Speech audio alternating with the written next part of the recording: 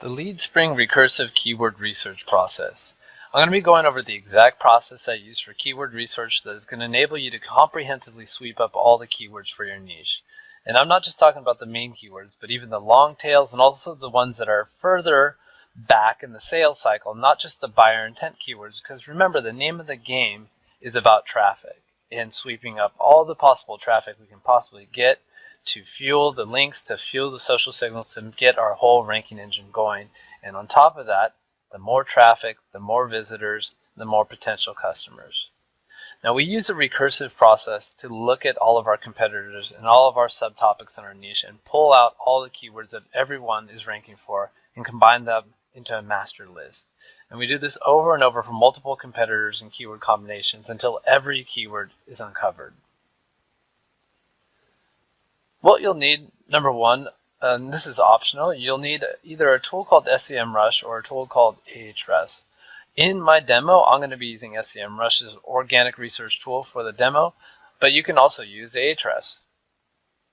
It does the same thing virtually. I use both of them interchangeably. I understand if you're on a budget, you'll probably be interested in one of them. In this case, I would go for Ahrefs because it does superior backlink checking in addition to SEMrush.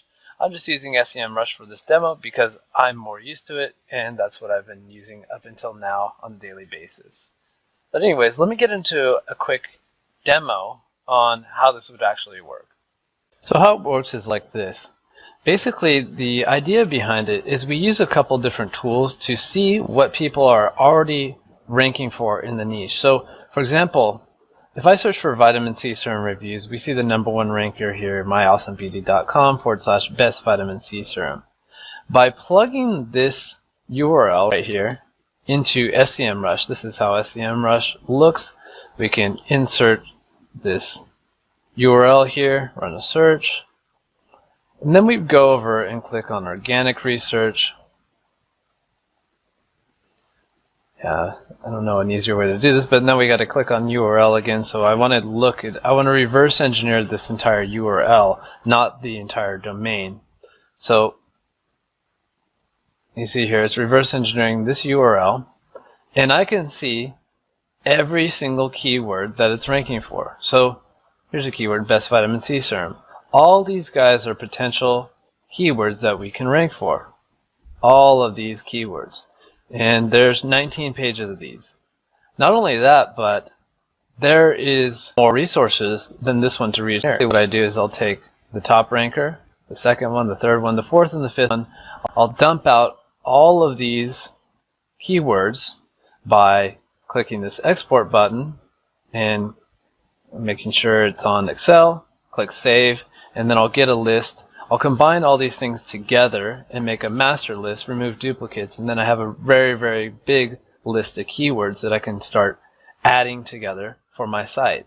And there's a little bit more to this process. There's different ways we can branch off and find different related topics and such, but this is the basic idea. We'll go through this more shortly. For Ahrefs, the process is very simple.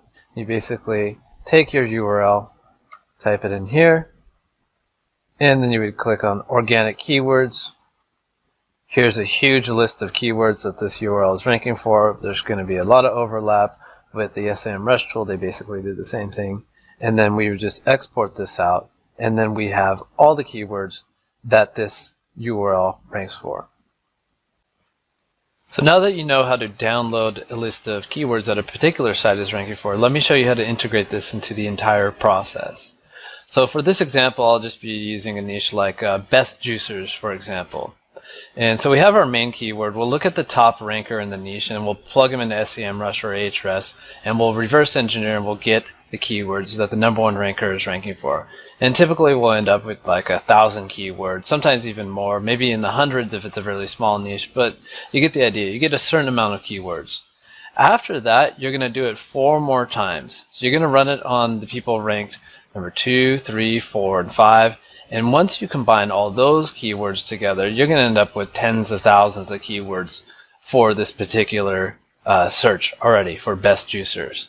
But in the process, once you start to look through the list of keywords that you were able to mine out of doing this search, you'll also notice that there's subtopics that are coming up that aren't necessarily related to the main keyword best juicers, but they're derivations. They're a category level deeper than the main topic. So for the best juicer niche, we might find that we find the best masticating juicers or the best centrifugal juicers. Wow, that's a tongue twister. Or the best heavy-duty juicers. Okay, so then we end up with something like this. Now we have 4 pages on our site. We have our main keyword with tens of thousands of searches, and then we have masticating juicer, best masticating juicers, best centrifugal, yes, nailed it, and best heavy-duty juicer. Now, we'll do the same process, but we'll do it on the masticating juicer page. So we'll see who's ranking for best masticating juicers, take the top 5 guys on this, and then come up with a bunch of keywords.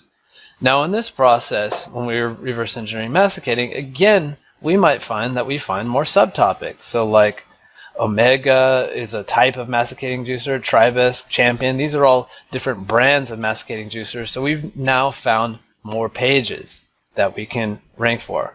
In addition, when reverse engineering masticating, maybe we'll find out that we found some keywords related to centrifugal or heavy duty that belong in here, so we'll clean up and we'll find even more keywords that belong in the other categories. So it gets quite intense.